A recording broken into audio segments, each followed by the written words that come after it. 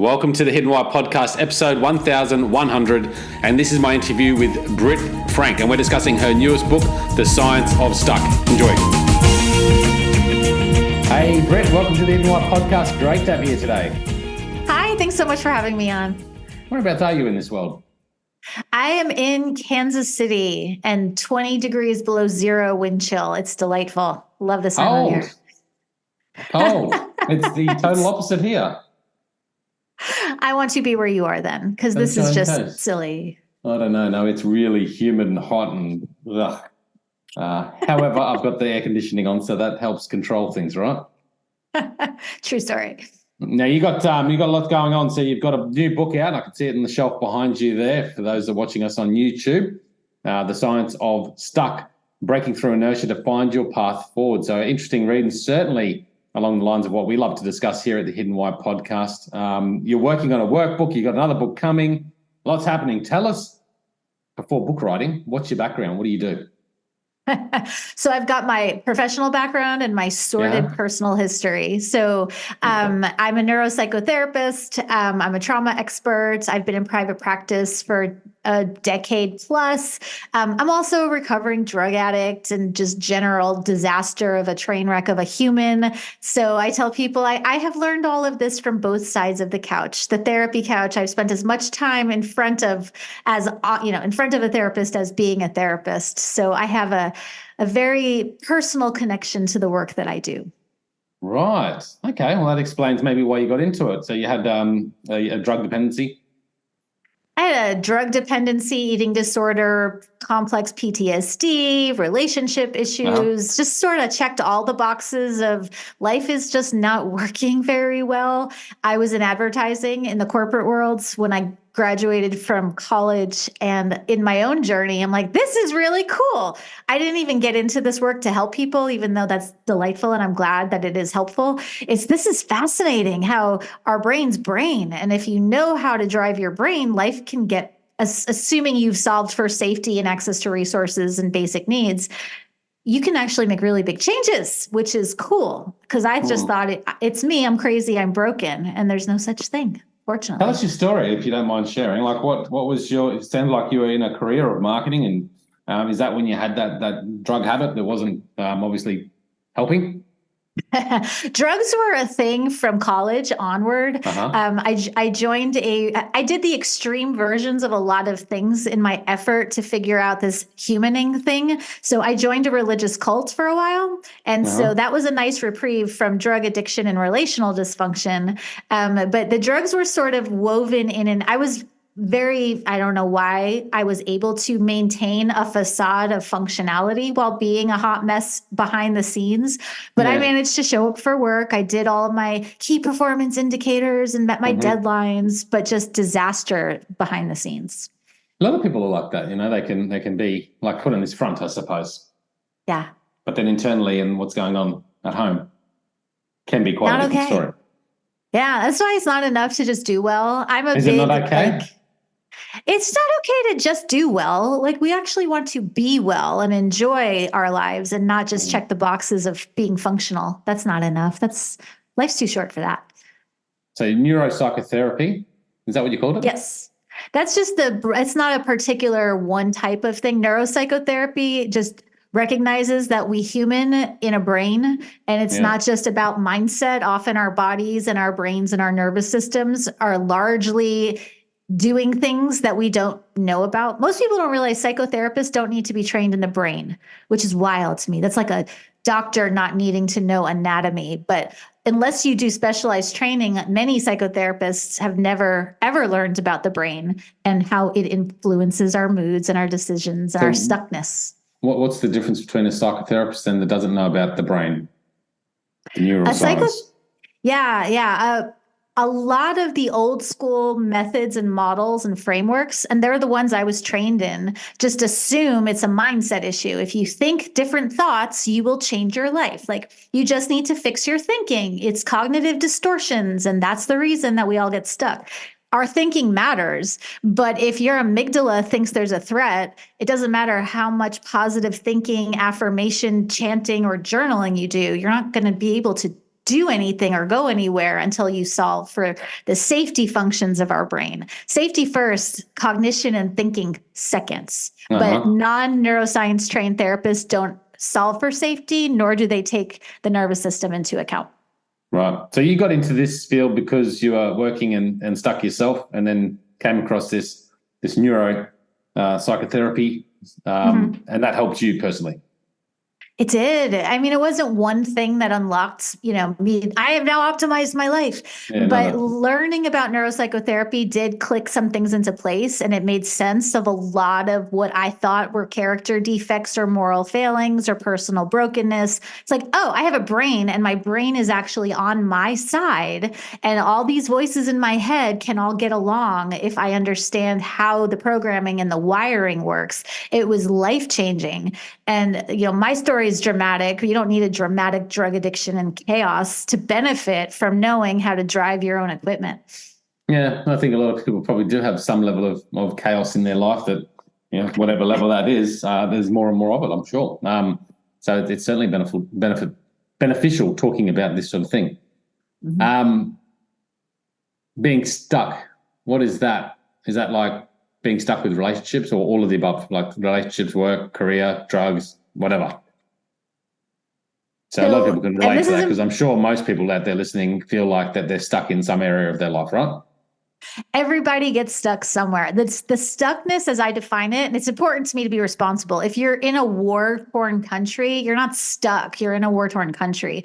If you're being abused, you're not stuck. You're being abused. Stuckness to me in my work is there's no logical reason why you're not doing the thing that you know you need to do to make your life good. Like, you know what to do. You know you need to stop drinking or leave the relationship or have the conversation or change your job. Nevertheless, you're not doing it. That's stuckness. And that's what I solve for in my work. So knowing that you should be doing something different and you're not doing it. The common sense approach to consciousness, or something like that. If only it were that simple, right? Then insight does not lead to transformation. If information led to transformation, everyone would be good to go, because we're drowning in information. But insight doesn't equal action. You can only get to action and change and different outcomes by being able to work with your physiology first, consciousness second, and have them work in tandem and in alignment with each other. But if you don't know how the brain works, things aren't going to work.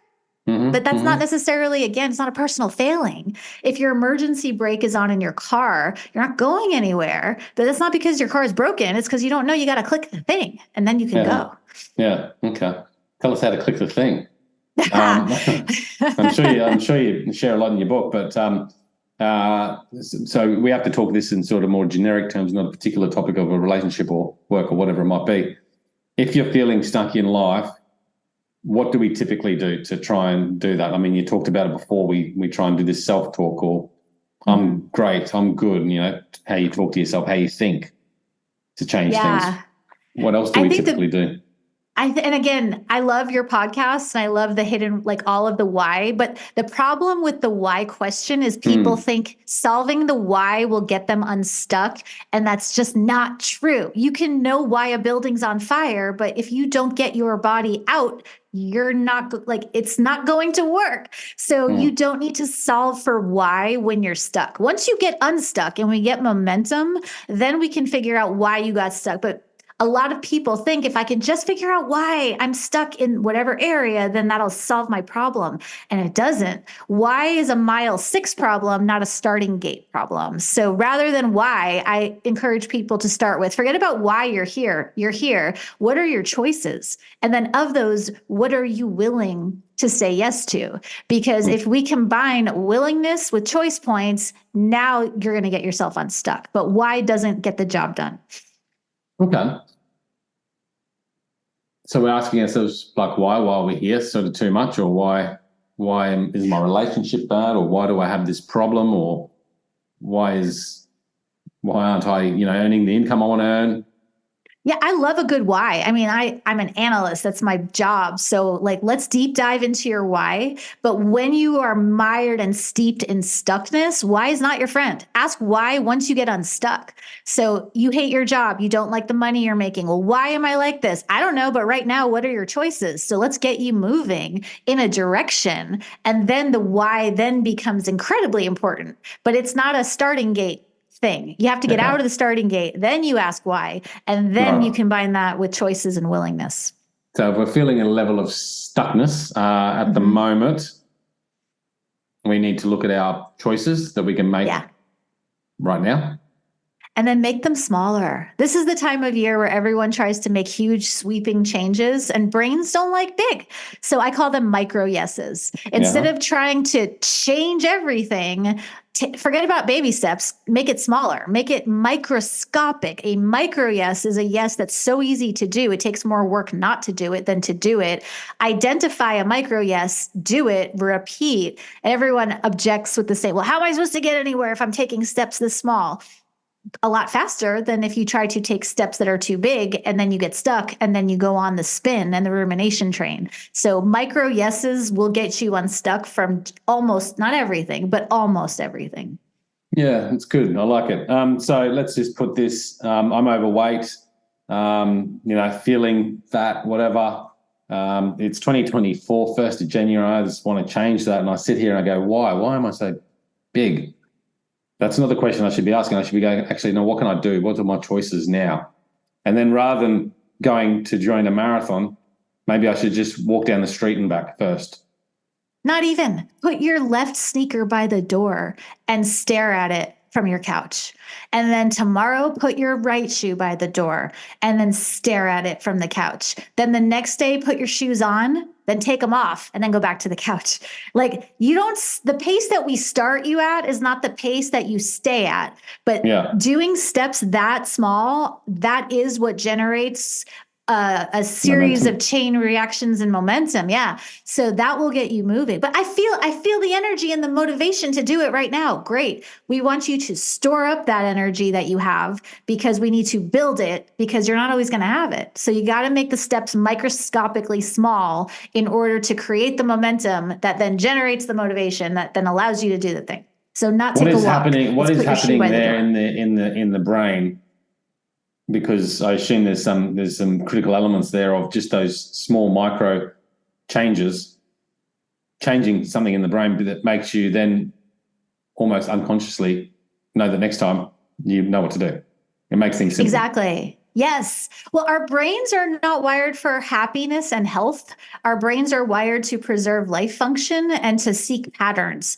And so anything we do that deviates from our pattern, even if it's healthy, is going to register as threatening. And then our brain will deploy any number of things to get us back into the autopilot pattern zone that we're used to. So if your pattern is drink a bottle of wine, smoke a joint, eat all the food, and you try to not do that, your brain's going to fight you really hard and your brain's going to win because it's been doing its job for a long time and it does it well. So we've got to make the steps small enough that we don't trigger this reactivity. Oh no, I'm breaking a pattern, so I've got to fight it. So the little tiny steps allow you to build tolerance. It's sort of like titrating up on a medication. You have to start at a dose small enough that you don't make yourself sick. And then you build the tolerance. So by the time you want the big dose, you've got what you need so your body doesn't reject it. This is very much the same process. Okay, so doing something good or not so good, whatever the behavior or habit is, to change that, we just have to start small and not try to go cold turkey necessarily. Yeah, and everyone hates that. It's like, that's dumb. Although a lot of people know. in the smoke, tobacco, nicotine addiction, they say most people actually give up cold turkey, right? You can. It's ideal to because it's really hard to quit. And I smoked cigarettes for 20 years. It's really hard to quit smoking in like drips and drabs. There's not a right or a wrong way. Some drugs, like I didn't quit meth by micro yesing my way. Like now I'm only going to smoke, I'm only going to take 2 hits of crystal meth instead of 10. Like when it comes to drugs, often you have to sort of quit, but then the micro yeses are what keep you off of them. So if I quit smoking cigarettes, and I really want to go back, my micro yes might be, I'm going to allow myself to sit on my couch all day and eat junk food and watch bad TV. I'm not going to make myself also go for a run and drink a gallon of water and make myself vegetables. It's like, we've got to figure out, how do we sustain the change? Right. And you sustain the change by micro yes. But I mean, it's a fair point that like some things you have to quit cold turkey. Or maybe but then drugs or alcohol, nicotine, cold turkey, maybe the best solution, maybe not. I mean, there's a lot of, I think it's because the nicotine drug itself and what's in it. And I don't know if that's different from alcohol necessarily, or, it's probably the same as meth, really. If you're talking about those drugs, they keep you in that loop. Exactly. So yeah, if you have to quit something cold turkey, then it's, how do I maintain, like when I quit meth, I had my very last time that I got high, and I called my sponsor and I'm just freaking out. I'm like, what do I do? I have a drug addiction. I realize this. I have trauma. What do I do? She's like, Britt, when was the last time you ate food? I'm like, go to your fridge. Like, is there anything in there that's edible? And I'm like, what's in my fridge? Oh, I have a yogurt in there. Okay. I ate the yogurt, and that was my micro yes of that moment. And that yogurt allowed me to get enough calories and nutrients to then take another step and then another. But we don't have to solve the big problem out of the gate. And we can almost never do that. If we can, cool. But if you can't, eating a yogurt is not something I'm going to post on my Instagram. Hey, everybody, look what I did. I haven't showered or slept in days, and I'm eating a Yoplait. But like, that is what gets you unstuck. Yeah. So we're just doing, some other little action. Mm-hmm. Yeah, saying yes. Just to stop your thoughts going there about how terrible it is that you're not doing the previous one that you're trying to discard. Exactly. Because we're so good at talking ourselves out. Yes, but like, I shouldn't be doing this. And why did I do that? But it's like, what can you say yes to? When you say yes, you're creating a change in your brain that's going to then generate more momentum. So instead of ruminating on how we got here, let's get you out of here. And then we can evaluate and kind of assess what needs to change in your life, and what relationships do we need to adjust, and what skills do you need. But we have to start by saying yes. Stuck becomes unstuck the second you say yes to anything, no matter how small. So instead of saying no and ruminating about the no that you're actually giving up, saying yes to something that you can actually take on. Exactly. Additive rather than subtractive. And everyone knows that, like, the research shows New Year's resolutions, well, they don't work, but they're more likely to work if it's an additive goal rather than a subtractive. Instead of, I'm going to stop doing this, it's like, great, well, what are you going to start doing instead? And if you're saying yes to something, that will help you be more yes focused, versus when you stay in the problem, you're not going to get to the solution. Yeah, gotcha. Makes sense. Like it. What's next about stuckness and how to get out of it? So we've done some choices. We've done some micro changes. Yeah. We're saying yes more.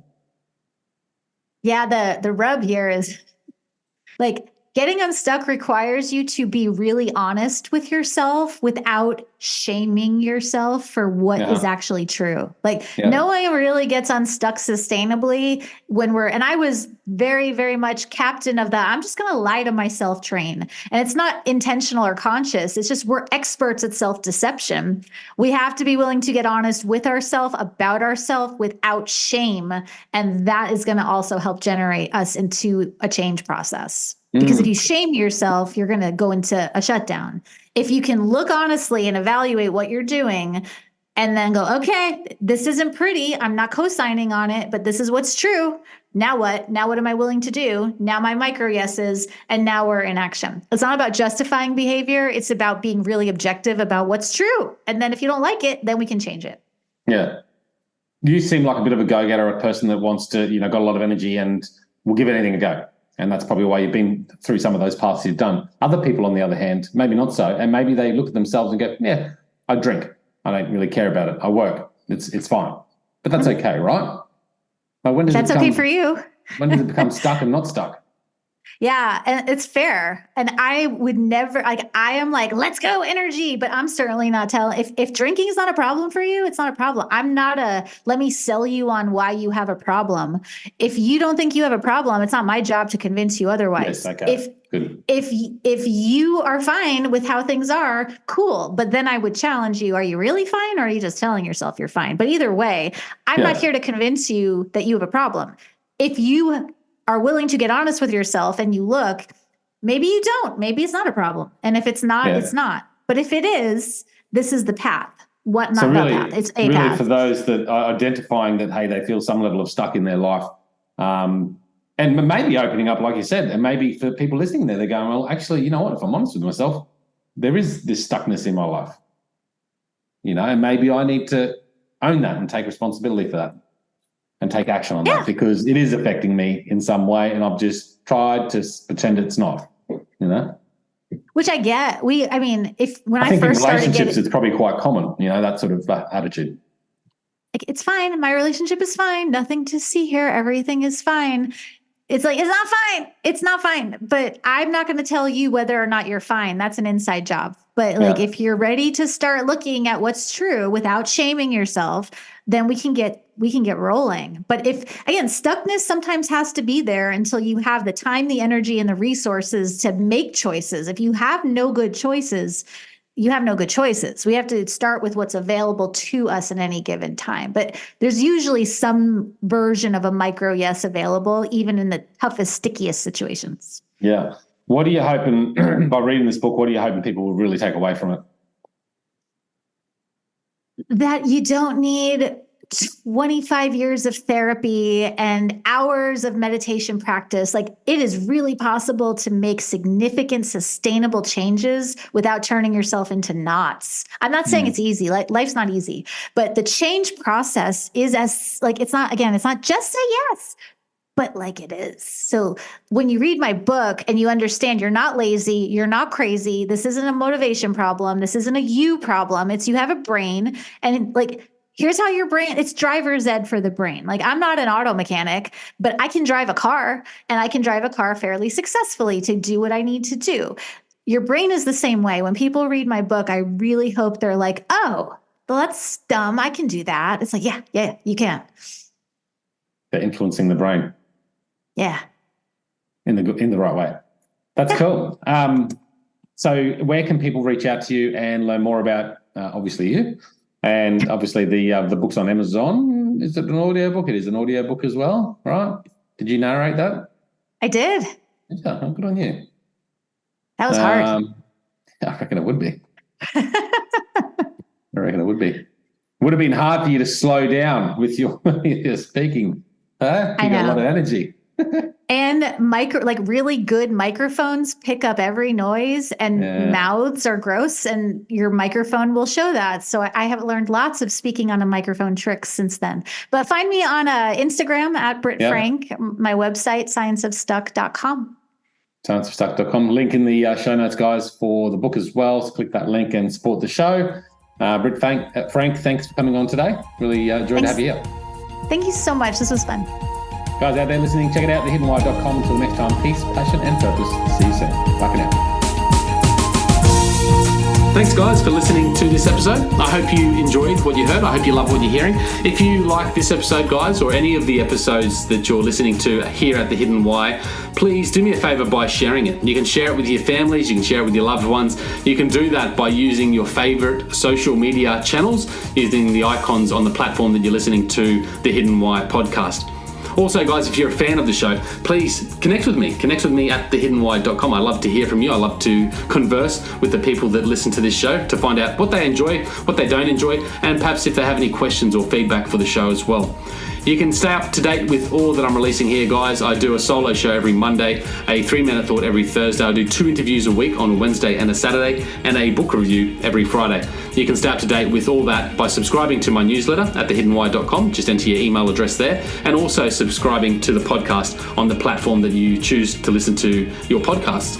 You can also support the show, guys, by using the Amazon links at thehiddenwhy.com. So if you like books, you can get all the books that I review there, and anything else really that you like to purchase through Amazon. So use that link, it helps support the show. And we've also got a deal with Audible, guys. Audible is a fantastic way to listen to all your favorite books. We've got a deal with them so you can get 2 free books when you subscribe subscribe to a 30-day free trial. So check that out again at thehiddenwhy.com. Guys, that's it from me. You know what to do. Go out there, breathe more passion into every single moment. Do everything with greater purpose. And in doing so, you will discover your hidden why. This is The Hidden Why. My name is Lee Martinuzzi. Until next time, peace, passion, and purpose. See you soon.